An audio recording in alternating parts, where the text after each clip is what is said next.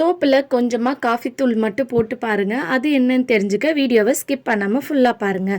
Hi friends, welcome back to channel. எல்லோரும் எப்படி இருக்கீங்க? கண்டிப்பாக நல்லா இருப்பீங்க நம்புகிறேன்.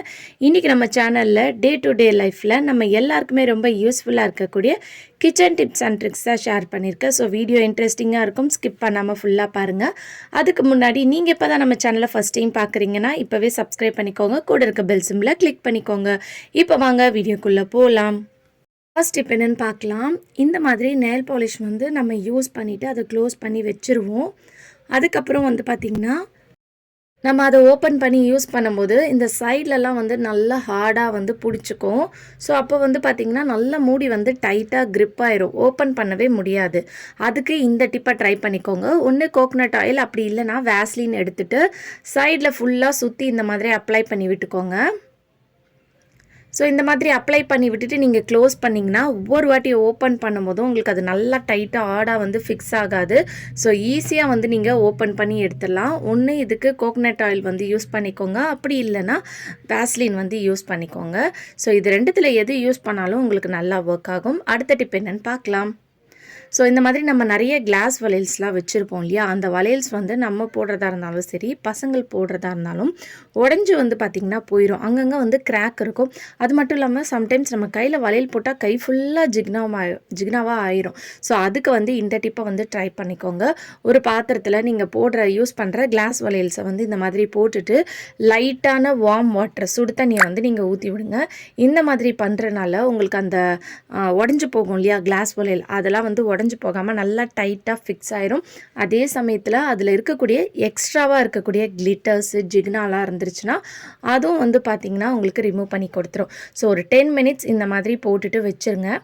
இந்த மாதிரி வச்சுட்டு ஒரு 10 மினிட்ஸ்க்கு அப்புறம் நீங்கள் எடுத்து யூஸ் பண்ணிக்கலாம். அது பார்க்கும்போதே அது மேலே இருக்கக்கூடிய எல்லா எக்ஸ்ட்ராவாக இருக்கக்கூடிய ஜிக்னா அதெல்லாம் பார்த்திங்கன்னா உங்களுக்கு இந்த தண்ணியோடு பார்த்திங்கன்னா வந்துடும். அதே மாதிரி கிளாஸ் வளையல் போட்டால் பசங்களுக்கு போட்டால் கூட கையில் குத்திப்பாங்களோ, உடஞ்சிருமோன்ற பயம் இருக்கும். ஸோ அதுவும் பார்த்திங்கன்னா உங்களுக்கு இருக்காது. இந்த மாதிரி போடும்போது நல்லா அந்த பேங்கிள்ஸ் நல்லா டைட்டாக பார்த்திங்கன்னா உங்களுக்கு இதாயிரும். ஸோ ஸ்ட்ராங் ஆயிரும். ஸோ கண்டிப்பாக இந்த டிப்பு யூஸ்ஃபுல்லாக இருக்கும், ட்ரை பண்ணி பாருங்கள். அடுத்த டிப் என்னென்னு பார்க்கலாம். நம்ம இந்த மாதிரி ஸ்மார்ட் வாட்ச்லாம் எங்கேயாவது ட்ராவல் பண்ணும்போது எடுத்துகிட்டு போகும்போது, இல்லை நம்ம வார்ட்ரோப்பில் அப்படியே வைக்கும்போது இந்த டிஸ்பிளே பார்த்திங்கன்னா ஸ்க்ராட்ச் ஆக சான்ஸ் இருக்குது. ஸோ அதை இந்த மெத்தடில் நீங்கள் ஸ்டோர் பண்ணி வைங்க. ரொம்பவே சேஃபாக இருக்கும். உங்கள் கிளாஸில் எந்த ஒரு ஸ்க்ராட்சும் வராது. ஸோ அதுக்கு டிஷ்யூ பேப்பர் எடுத்துக்கோங்க. அப்படி இல்லைனா ஒயிட் கலரில் எந்த கலரில் இருக்கக்கூடிய ஒரு சின்ன கிளாத் கூட இருந்தால் பரவாயில்ல, கட் பண்ணி எடுத்துகிட்டு இந்த மாதிரி நல்லா ஃபோல்ட் பண்ணிவிட்டு அது மேலே ரப்பர் பேண்ட் போட்டு விட்டுருங்க.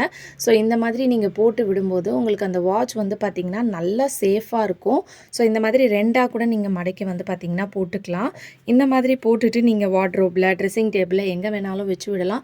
இல்லை நீங்கள் ட்ராவல் பண்ணும்போது பேக்கில் போடுறீங்க, அப்படியே போட்டிங்கன்னா கண்டிப்பாக அது ஸ்க்ராட்ச் ஆகும்.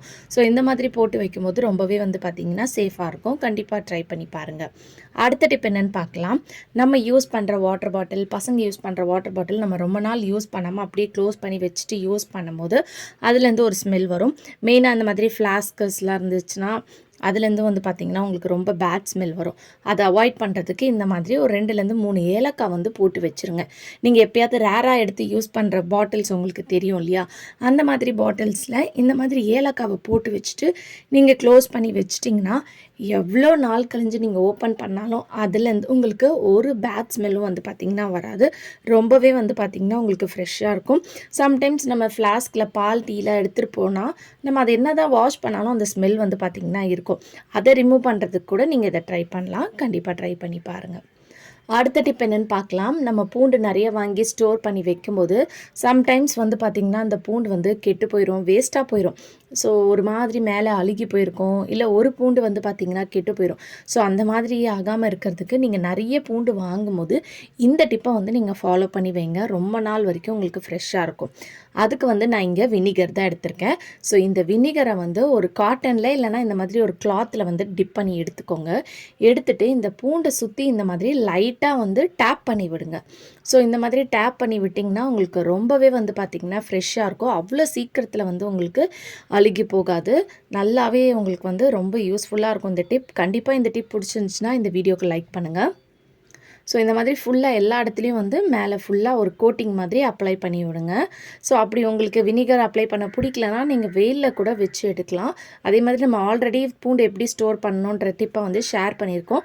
ஸோ அதை பார்க்காதவங்க வீடியோ வந்து கார்ட்ஸில் கொடுக்குறேன், பார்த்துக்கோங்க. அடுத்த டிப் என்னென்னு பார்க்கலாம்.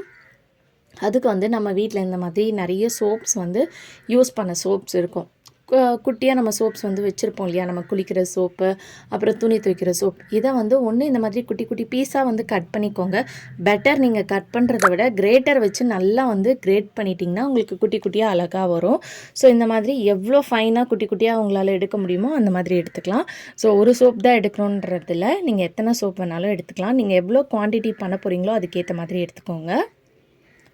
ஸோ இந்த மாதிரி நான் வந்து குட்டி குட்டியாக கட் பண்ணி எடுத்துக்கிட்டேன். நெக்ஸ்ட் வந்து பார்த்திங்கன்னா இந்த துணி துவைக்கிற சோப்பு இருக்கும் இல்லையா, ரின், சர்ஃப் எக்ஸல், அந்த மாதிரி பார் வந்து எடுத்துக்கோங்க. ஸோ இதையும் வந்து நான் குட்டி குட்டி பீசஸாக வந்து இந்த மாதிரி நைஃப் வச்சு வந்து கட் பண்ணிட்டேன். இதில் வந்து கொஞ்சமாக வந்து காஃபி பவுடர், எந்த காஃபி பவுடராக இருந்தாலும் பரவாயில்ல, நான் வந்து ப்ரூ காஃபி தூள் வந்து சேர்த்துருக்கேன். ஸோ இதை சேர்த்துட்டு எல்லாத்தையும் வந்து இந்த மாதிரி ஒன்றா வந்து மிக்ஸ் பண்ணிக்கோங்க. ஸோ இது கூட வந்து நம்ம கற்பூரம் இருந்தால் சேர்த்துக்கோங்க. கற்பூரமை வந்து நல்லா பவுட்ரு பண்ணி அந்த பவுடரை வந்து சேர்த்துக்கோங்க.